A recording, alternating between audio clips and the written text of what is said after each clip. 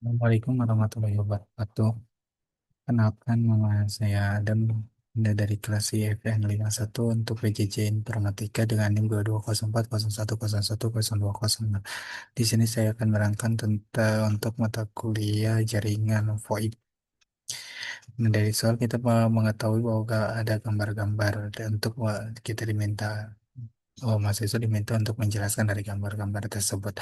Nah, nomor satu yaitu menjelaskan tentang model monitoring QoS. Nah, ya kita bagi-bagi menjadi beberapa poin yaitu satu monitoring application yaitu aplikasi yang digunakan oleh administrasi jaringan untuk mengawasi kondisi jaringan VoIP secara keseluruhan dengan menampilkan data secara dashboard, grafik, laporan maupun notifikasi apabila terjadi gangguan. Terus yang B-nya itu ke QoS monitoring, yaitu menggunakan tugas ya bagian yang bertugas mengukur kualitas layanan jaringan dengan parameter yang dipantau meliputi yaitu bandwidth untuk kapasitas jalur komunikasi, delay atau latensi, waktu yang dibutuhkan paket untuk sampai ke tujuan. Terus yang ketiga berikutnya itu monitor. Komponen ini bertugas untuk mengambil data dari perangkat jaringan. Fungsinya itu mengumpulkan informasi dari router, switch, server, VoIP maupun IP phone. Terus yang terakhir yaitu monitoring objek, yaitu seluruh objek yang menjadi perangkat pemantauan seperti router, switch, IP, phone, voice server, gateway, access point, dan firewall. Dengan kesimpulannya, yaitu monitoring objek menghasilkan informasi mengenai kondisi jaringan monitor, berfungsi untuk mengambil data dari perangkat tersebut. QoS monitoring yaitu menganalisa kualitas layanan berdasarkan parameter monitoring application dengan menampilkan hasil analisa dalam bentuk grafik, laporan, atau alarm sehingga administrator dapat mengambil tindakan apabila terjadi masalah. Model monitoring QoS dengan tujuan menjaga kualitas komunikasi VoIP agar tetap stabil.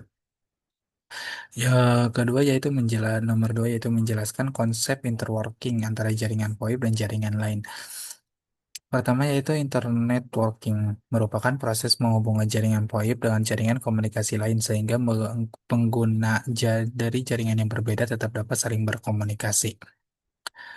Nah, untuk jaringan yang lainnya seperti PSTN atau Public Switch Telephone Network, ISDN, jaringan seluler, internet, jaringan SIP provider.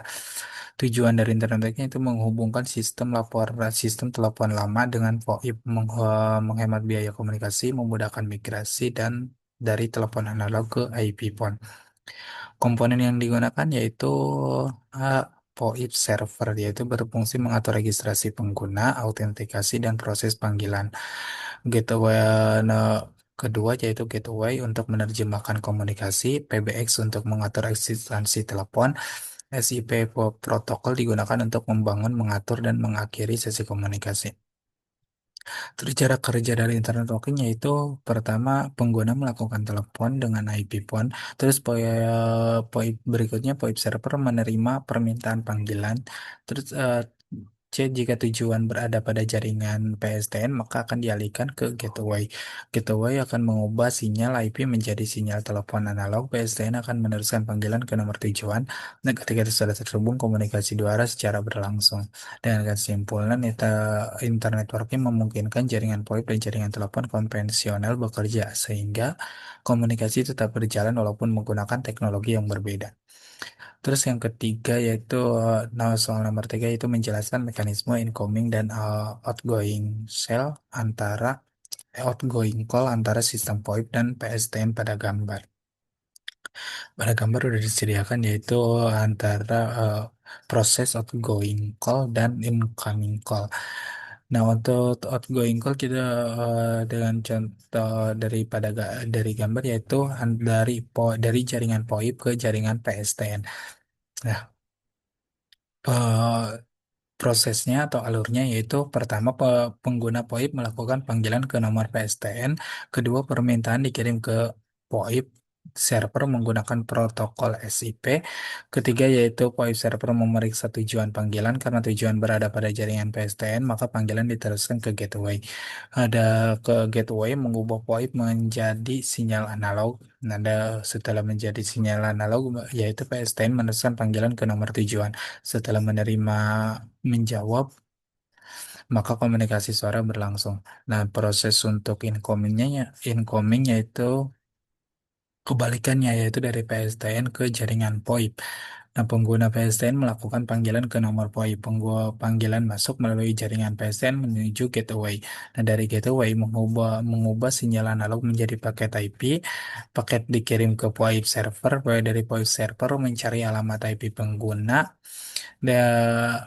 Terus berikutnya IP pun tujuan berdering. Nah, setelah tersambung maka komunikasi akan berlangsung. Fungsi dari setiap perangkat, nah dari gambar-gambar tersebut yaitu IP pun digunakan untuk pengguna VoIP untuk melakukan dan menerima panggilan. Terus jaringan VoIP server yaitu mengatur registrasi pengguna, routing panggilan, autentikasi, dan pengelolaan komunikasi. Terus berikutnya gateway yaitu menghubungkan jaringan IP dengan jaringan telepon. Terus PSTN dengan jaringan telepon umum yang digunakan pelanggan telepon rumah maupun operator komunikasi. Dari kesimpulannya yaitu outgoing call mengubah komunikasi dari jaringan IP menuju jaringan telepon analog, sedangkan incoming call melakukan proses sebaliknya. Gateway menjadi komponen utama yang memungkinkan kedua jaringan saling berkomunikasi. Sekian dari presentasi saya. Assalamualaikum warahmatullahi wabarakatuh.